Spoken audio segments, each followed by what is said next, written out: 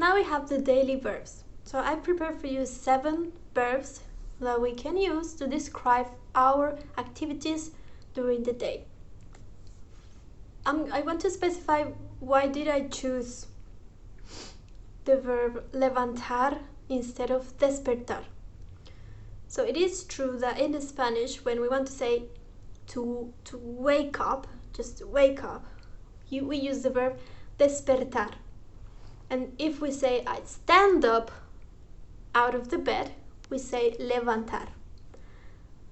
But by common sense, I don't know in other countries, but at least in my country, we don't usually say I wake up. We normally say I stand up. Like saying I stand up out of the bed at certain time, because sometimes we can wake up but we're still on the bed, so it doesn't count like wake up. In other cultures, people just stand up out of the bed at the same time they wake up, so that's why they use more wake up than stand up. But at least in Mexico we say I stand up, so levantar, because it's more common. And if somebody asks at what time did you stand up, we say I stood up at. So that's why I choose the verb levantar. It can also be despertar if you know Spanish. There's no difference between that. The second verb is to have breakfast. In Spanish we have one verb to say to have breakfast, one word to have lunch, one verb to have dinner. So desayunar is for breakfast, to have breakfast is desayunar.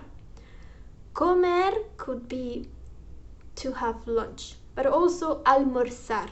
So if you heard of almorzar, it's also the midday lunch time, eating time, but it's also known as comer.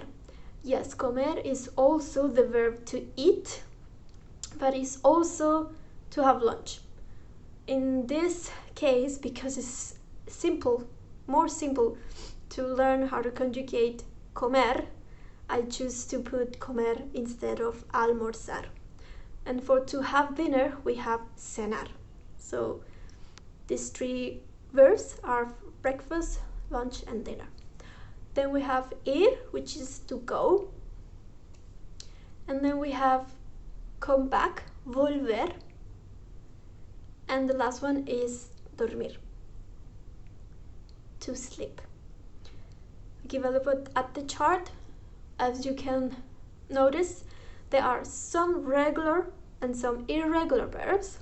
If you can identify which one is regular, which one is not, my advice is don't pay up. I mean, it is good to learn which one is regular, which one is not, but at the end of the day, it's better just to learn how to conjugate them.